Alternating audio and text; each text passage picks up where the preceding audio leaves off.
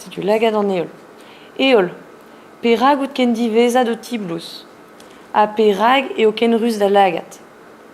A bedac'eus en ozman ur gwal uvre e neus gret dit l'invadre da un. Na un vre na fal na mat. Beilier des meus en ospad.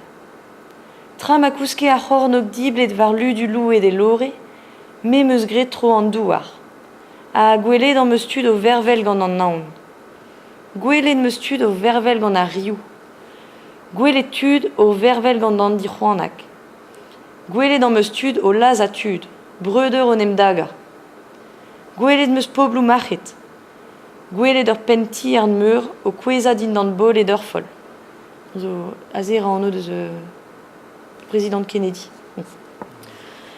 Gwelet force tud o linva, a chome d'on bepret digas. Gwelet meus avad, tud o c'hoarzin gwap, ouz arez o erboan, ouz arez o endienez, ouz arez o dindan ar yeo. A neuze an meus ranket linva, maz eo rus c'hoaz va lagat. Eol, ser bremañ da zaerou, mor breiz ember a vo douce da zlag ad ruz hag en tanet. So d'actualité, c'hoaz, hein.